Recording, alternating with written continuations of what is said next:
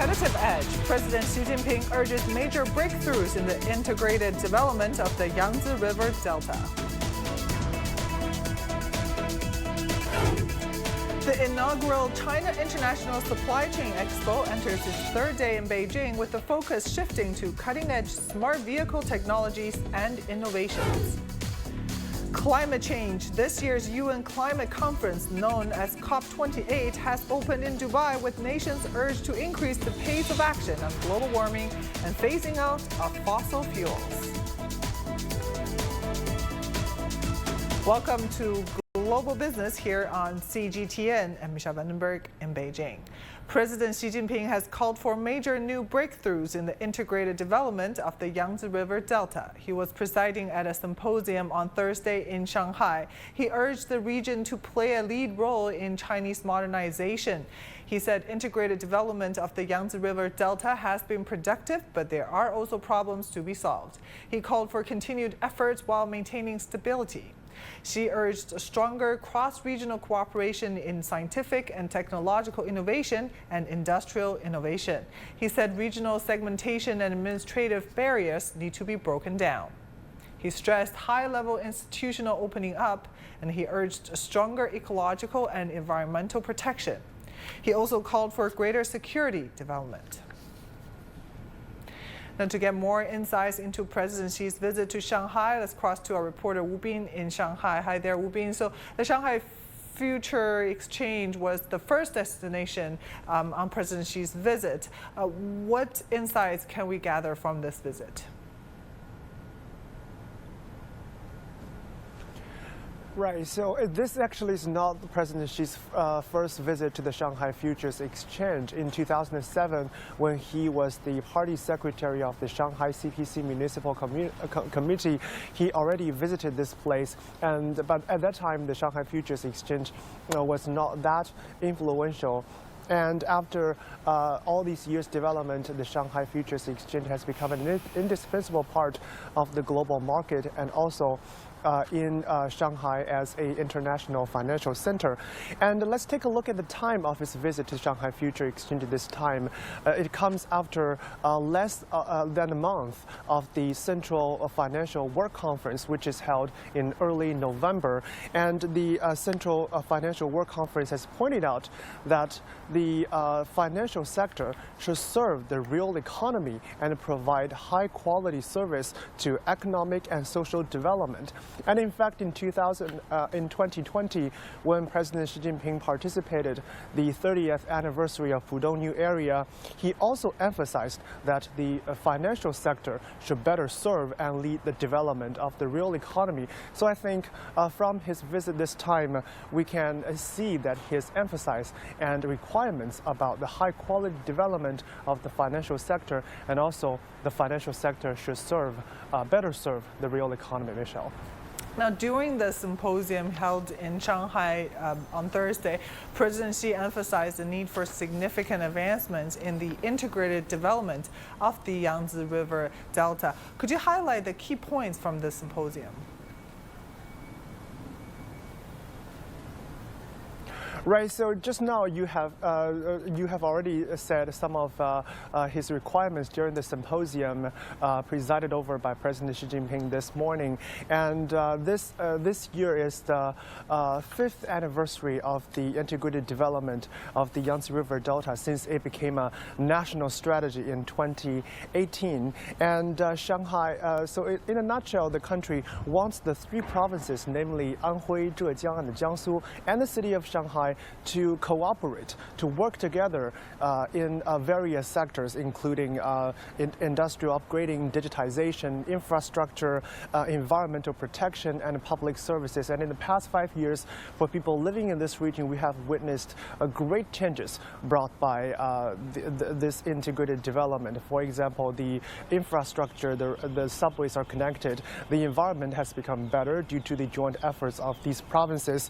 And And this time, the President Xi Jinping presided over this symposium. It's the second of its kind in the past 5 years. The last time was in 2020 in Hefei, the capital city of Anhui Province. At that time, he said that the integrated development has made some breakthroughs, but still we need to break more geographical and administrative boundaries. And this time, he has emphasized this again, because in the past 5 years, although we have achieved great breakthroughs in scientific and technological innovation, but still, he said during the symposium, some of the geographical and administrative boundaries are not broken down. So this needs to be further, be carried out, and those barriers should be further break down to promote the integrated development of this region. Michelle. Yeah, thank you so much for the report, Wu Bin, for us in Shanghai. 5 years has passed since China's President Xi Jinping announced the national strategy for integrated development for the Yangtze River Delta region. So what does that mean and why does it matter? Chen Tong takes a closer look. The Yangtze River Delta covers the city of Shanghai and the neighboring provinces of Jiangsu, Zhejiang, and Anhui. I'm standing at a place where the city of Shanghai intersects with the provinces of Zhejiang and Jiangsu. Right across this Haipu River is the county of Jiashan in Zhejiang province. On my left side is the city of Suzhou in Jiangsu province. On my right side is the city of Shanghai. In 2022, the region's GDP exceeded $4 trillion, approaching that of Japan, which was ranked the world's third largest economy that year. The geographical advantages and the region's economic strengths have laid a solid foundation for integration across transport, environmental protection, and the government administration. The economic output of the Yangtze River Delta region accounts for 25% of the national total. The region's economy is open and deeply integrated into the world. In terms of development, at the national level, the Yangtze River Delta plays a decisive strategic role. Over the past 5 years, work has been done in Delta region to integrate resources. One of the significant achievements is the construction of world-class industrial clusters that support scientific innovation. For example, the integrated circuit industry here accounts for nearly 60% of the national output.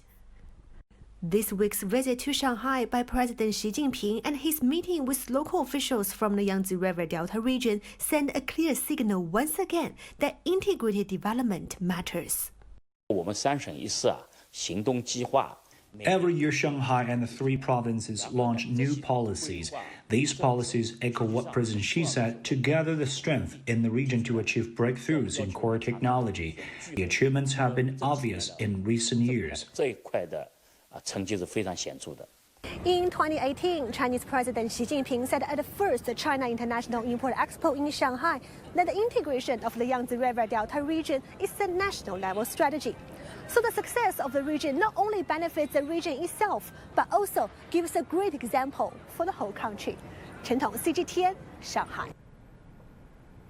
Now, for more discussions on the economic development in the Yangtze River Delta region, we're joined by John Gong, professor at the University of International Business and Economics. John, good to see you. So first, what exactly is this high-quality integrated development of the Yangtze River Delta region, and how is it evident in different aspects?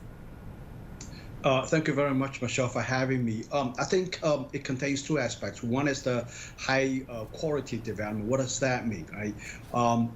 It means that through his speech, I think I can think of three things he mentioned. First of all, it has to be development and growth based on innovation. Second, it has to involving high level, high quality opening up. And third, of course, related to ecological protection, environmental protection, and climate-related issues. So at least these three things that I can think of. Now, with respect to integrated development, your reporter mentions breaking down barriers of geographic and administrative barriers across these three provinces and the city of Shanghai as well. In economics, we have this idea of a unified market. Unified market is always good, eliminating impediments to inter-province, or in the United States it's called interstate commerce. In China we call it inter-province commerce, and that's the reason why the European Union is created in the first place, right? So I think in general the economy benefits from a unified market. With a larger market, you have more activities. There's going to be more free flow of factor inputs, more exchanges, more trade, and these are generally good for the economy. So I think from both a high quality perspective as well as a unified market perspective, I think President Xi is absolutely right that this very important area, the Yangtze River Delta area, accounting for a quarter of China's GDP, has to step up and take a leadership role in terms of achieving these two targets. Yeah, and speaking of integration, and in light of the current supply chain summit that's happening right now, what are the significant contributions of the Yangtze River Delta region in advancing the integration of the innovation chain and the modernization of the supply chain? Yeah, well, this area is really not just China's, I would say, also the world's manufacturing base, manufacturing center, as well as innovation center, in my view. The United States, they have the Silicon Valley. I call it the Shanghai-Nanjing corridor Silicon Valley as well. I mean, you look at the cities like Suzhou, Wuxi, Changzhou. They're all, full of new companies, vibrant innovation and venture capital activities. This is a very vibrant area. It contributes not just to manufacturing, but also to the new sunrise industries as well. And I can give you some examples. For example, the electric car industry, the battery companies, I mean, they're based in Changzhou, for example, in Jiangsu province. E-commerce, a lot of it is located in Hangzhou. So, these are great examples of new industries being born and being grown up and developed in this region. And I think this represents really the industrial future of China. Yeah, and speaking of innovation, what role has the Yangtze River Delta region played in spearheading technological and digital innovation? Yeah, so right now it's an economy driven by innovation. I think it's absolutely important. We all understand that. The issue is that there got to be continuous input of venture capital funds as well as outcomes, actually, right? Results, which are based fundamentally on talents. All these cities, as far as I know, have various policies to attract talents. There's immense competition among the cities in the Yangtze River Delta region to attract talents. City level policies to attract talents.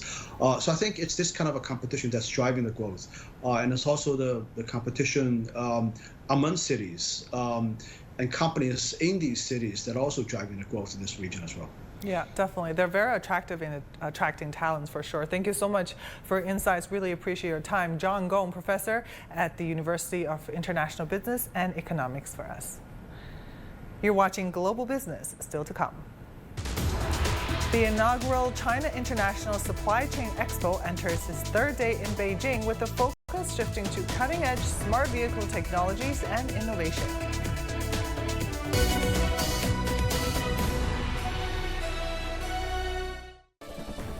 It's the world's first national-level expo focused on supply chain. 5 major supply chains that will define the future of prosperity. Discover cutting-edge solutions and innovation as entire industry chains are on display. Witness the power of global cooperation ensuring supply chain stability and resilience.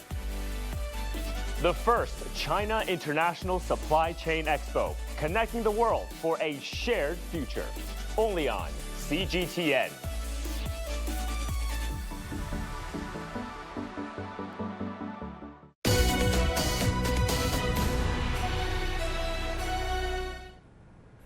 The China International Supply Chain Expo continues in Beijing. The expo includes smart vehicles, green agriculture, clean energy, digital technology, and healthy lifestyles.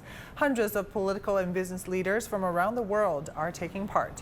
They aim to strengthen cooperation and safeguard the stability of global industrial and supply chains. The expo will continue for another 2 days. During the expo, some participants shared their thoughts on China's economic development and the improving business environment. Take a listen. China's role in the world as an industrial powerhouse and its manufacturing prowess, those are core elements. And also its orientation toward innovation and its orientation toward growth and its openness to global economic development are core values that haven't changed and that I think will put it in good stead going forward. So I think China will play a very important role with the size of the market, with the capabilities. You will look at the infrastructure, we'll look at the talent pool, we'll look at actually after 45 years of opening door policy, it's built a very good, conducive business environment. Today, our reporter Aaron Liu explored the smart vehicle section at the expo, where China's leading technology firms and research institutions are showcasing their most cutting-edge technologies. There are over 80 companies distributed here. You can see a large area on right, mainly showcasing upstream and downstream companies. I'm at a CATL exhibition area featuring the Qilin battery. This product has attracted global attention, and experts have said that it marks a new era in the field of new energy vehicles. One innovation in our CATL system structure is that it places a water cooled plate in the middle of each cell. Its current water cooling efficiency is 4 times that of before, and this cell can easily achieve a range of 1,000 kilometers. Meanwhile, to meet the demand for the European car market, CATL has established a factory in Germany, and the initial planned capacity here is the 14 gigawatt hours. Here is the 14, enough to meet the demand for about 200,000 electric vehicles per year. In terms of smart car sales, China, Europe, and the United States are the top 3 global markets. In 2022, China was the largest sales market, accounting for 60% of the global sales. Another example of the deep integration into the global industrial chain is Tesla. Currently, the localization rate of the parts at the Shanghai Gigafactory is over 95%, and the automation rate is over 95%, with the car being produced in less than 40 seconds. In fact, the success of our supply chain has to a large extent contributed to our success in China. Only with such a comprehensive and progressive supply chain in China could we achieve such remarkable results in such a short time. It also gives us more confidence to help these supply chain enterprises have more confidence in the front-end materials, including research and development technology, manufacturing technology implementation, and digital growth. Currently, the production of the entire Shanghai Gigafactory accounts for over 50% of Tesla's global production. Tesla's successful manufacturing in China has also brought this business card to various global markets. Aaron Liu, CGTN, Beijing. China unveiled a national R&D center on Tuesday dedicated to advancing hydrogen fuel cell technology. This center aims to revolutionize various industries beyond automobiles. Our Zhang Shixuan has more. Hydrogen is a clean fuel that can be extracted from water, and when consumed to generate power, water is the only byproduct. No fossil fuels, no pollution. It is regarded as one of the cleanest energy options, with potential for use even in aviation and shipping. But a couple of issues have so far slowed the widespread adoption of hydrogen power. The first is cost. The cost for hydrogen fuel cells have been lowered from 20,000 yuan per kilowatt in 2015 to 3,500 yuan now. And the usage cost across the fuel cell's entire life cycle is still higher than that in oil-fueled and pure electric ones. We should work on both hardware and the cost for hydrogen itself, including the production and transportation of hydrogen. When the cost for hydrogen reaches 25 yuan per kilograms, and the cost for fuel cells reaches 1,000 yuan per kilowatt, it will be ready for large-scale commercial applications. 大规模的商业化应用。 Lu says to lower the costs, the industry should work on the key materials in battery stacks, and that will be one of the main tasks for the national level R&D center. 13 companies, institutions, and research institutes signed agreements to join the center. 现在氢氧的电池里面都离不开铂金属这个。 The hydrogen fuel cells nowadays require platinum as a catalyst. This is a limited resource. 90% of it comes from South Africa. Only 0.4% is found in China. So it's important for us to develop a new generation of catalysts. China is required to reach its carbon emissions peak and carbon neutrality in a shorter time compared with developed nations.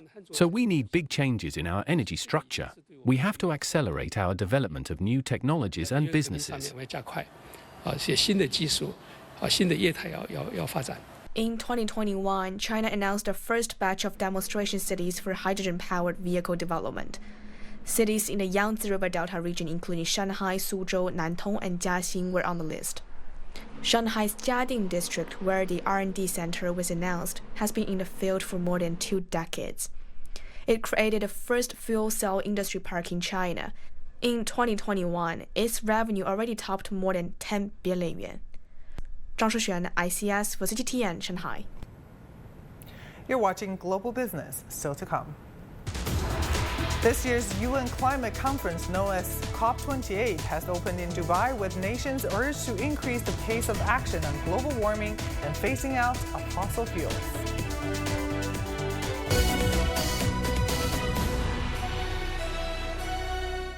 The world economy as we know it is about to change. Global Business reports highlight emerging markets, developing countries, and dynamic sectors worldwide. We feature top analysts and newsmakers to provide perspectives on every facet of business. From an on-the-ground perspective, we provide you with balanced and objective assessments. Fast, sharp, and insightful. Global Business, only on CGTN.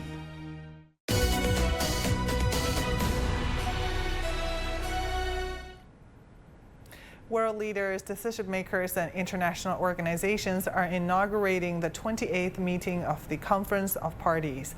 The UN Framework Convention on Climate Change aims at reaching a global agreement to limit the rise of Earth's temperature and reduce greenhouse gas emissions. COP28 this year is expected to establish a fund for loss and damage by extreme climate episodes for developing countries. CGTN's Adel Almaroki reports from Dubai. 160 world leaders and more than 100,000 decision makers and participants are joining Dubai's COP28. Their mission is to accelerate global climate action. The Conference of Parties this year marks the completion of the global stocktake. It is the first evaluation of global progress since the landmark 2015 Paris Agreement. The UN says that the world is not on track. Since 2019, greenhouse gas emission reduction has dropped by only 2%, while UN reports insist that 43% is needed to limit the rise in Earth's temperature by 1.5 degrees Celsius. So participants here will be working to expedite plans for each nation to reduce emission, phase out of fossil fuels, and reach net zero carbon. That is to ensure that at least every country is absorbing as much carbon as it emits. All 198 UNFCCC member states should be working on revising their national climate action plan by 2025. But as the world agrees that action must be taken, it is divided on how to approach that crucial goal. Throughout the next 2 weeks, all participants here will be trying to reach agreement on specific ways forward. Adel Mahroui, CGTN, Dubai. At the opening of the 2-week conference in Dubai, many participants reiterated the need for more concerted efforts to address global climate change. And now, many national oil companies have adopted net zero 2050 targets for the first time. And I'm grateful that they have stepped up to join this game-changing journey. But I must say, it is not enough. Either we can note the lack of progress, tweaking our current best practices, and encourage ourselves to do more at some other point in time. Or We decide at what point we'll have made everyone on the planet safe and resilient. We decide to fund this transition properly, including the response to loss and damage. And we decide to commit to a new energy system. Together for Implementation was not just a slogan at COP27, but rather a timely call to move from setting rules, frameworks, and commitments to a clear focus on the tangible implementation of these commitments on the ground.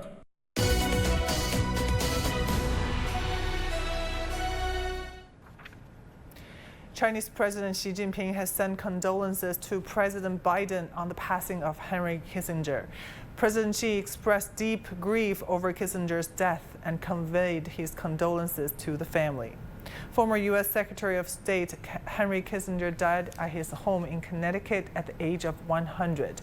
The Kissinger Association announced his death in a statement on Wednesday. Henry Kissinger was a scholar, statesman, and diplomat who wielded power over U.S. foreign policy throughout the administrations of President Richard Nixon and Gerald Ford.